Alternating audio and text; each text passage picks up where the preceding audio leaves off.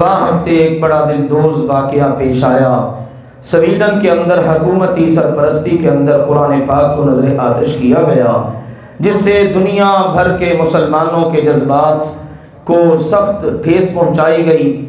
الحمدللہ دنیا بھر کے اندر مسلمان سراپائے احتجاج ہیں، اور اللہ کے فضل و کرم سے دنیا کے اندر اپنی آواز بلند کرنے کا دور حاضر کا یہ ایک اہم ذریعہ ہے۔ ترکی کے اندر ہزاروں لوگ نکلے، قرآن پاک کو ہاتھوں میں لیا اور اللہ کے فضل و کرم سے اس کی آواز کو بلند کیا، اس کے نعرے کو بلند کیا۔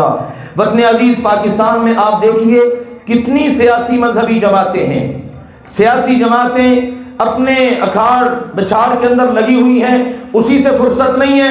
اور آپ تصور کیجئے، آج کہنے والے کہتے ہیں عمران خان ہماری ریڈ لائن ہے، اور اللہ والے کیا کہتے ہیں؟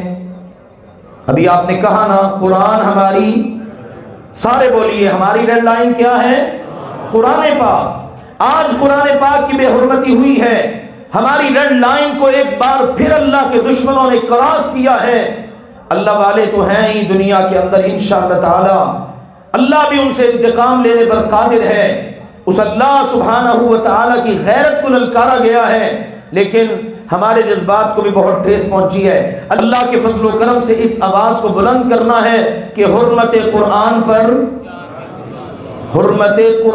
پر جان بھی قربان ہے۔ نصیب اپنا اپنا ہے، کوئی کسی کا پہرے دار ہے، کوئی کسی کا پہرے دار ہے۔ یا اللہ تو ہم گناہگاروں کا لکھ لینا کہ ہم تیرے قرآن کے پہرے دار ہیں۔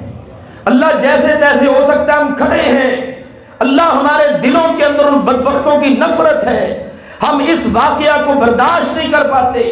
ہمارے بس میں ہو تو ہم ایسے دماغوں کو فارغ کر دیں، ایسے ہاتھوں کو توڑ دیں، لیکن اللہ جو کر سکتے ہیں وہ تو انشاءاللہ کریں گے۔ اللہ کے فضل و کرم سے